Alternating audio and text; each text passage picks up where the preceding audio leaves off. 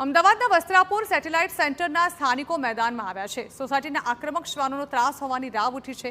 સ્થાનિકોએ એનજીઓ સામે ગંભીર આક્ષેપ લગાવ્યા છે। શ્વાન બાબતે એનજીઓ દ્વારા ખોટી રીતે ધમકી અપાતી હોવાનો સ્થાનિકોનો આક્ષેપ છે। એનજીઓ સહિત કેટલાક લોકો દ્વારા ત્રાસ આપવામાં આવે છે। એનજીઓ અને તેમની સાથે આવેલા લોકોએ માથાકૂટ પણ કરી હોવાનું સ્થાનિકોનું જણાવ્યું છે। સ્થાનિકોને અપશબ્દો બોલીને ધમકી આપી છે। તેમનું કહેવું છે કે મેં માત્ર આક્રમક શ્વાન પકડવા કોર્પોરેશનને જણાવ્યું છે। તમામ શ્વાનો સાથે અમારો કોઈ વિરોધ નથી।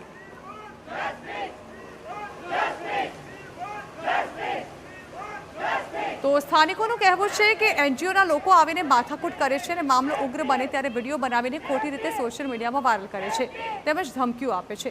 ત્યારે સ્થાનિકોને કંઈ પણ થાય તો તેની જવાબદારી એનજીઓના માથે ઢોળી છે। તેમનું કહેવું છે કે આક્રમક શ્વાનોનો ત્રાસ છે, લોકો બહાર નીકળતા ડરે છે। આ મામલે કોર્પોરેશન અને પોલીસ તંત્ર યોગ્ય નિકાલ લાવે તે જરૂરી છે।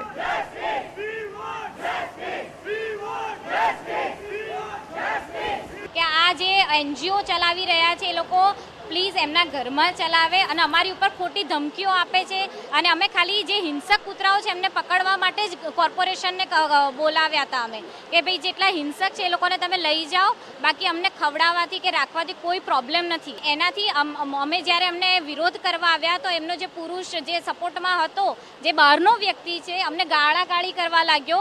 એટલે મારા પતિ એમને આક્રોશમાં આવીને કીધું કે તમે આવી રીતે ના કરી શકો, એટલે એનો ખોટો વિડીયો બનાવીને એમણે વાયરલ કર્યો અને અમારી સોશિયલ મીડિયા પર અમને ગમે તેવી કમેન્ટ્સ કરે છે। એનજીઓ વાળા થ્રુ એ લોકોને બધાને જણાવે છે કે તમે આ લોકોને હેરેસમેન્ટ કરો। આ એનજીઓના લોકોનો બહુ ત્રાસ વધી ગયો છે। અમારા સોસાયટીમાં at least more than 15 to 20 dogs છે જે લોકોને કરડી જાય છે। અમે બહુ કંટાળી ગયા છે આનાથી અને એનજીઓ વાળા બી અમને અહીંયા ધમકાવે છે અમારી લેડીઝોને આવીને કે તમે કંઈક કરશો તો અમે તમને આમ કરીશું તેમ કરીશું, વિચ ઇઝ નોટ લીગલ। અમે લોકો બહુ એકચ્યુઅલી ડરી ગયા છે। અમારા છોકરા નીચે રમી બી નથી શકતા આ ડોગ્સના ત્રાસની કારણે।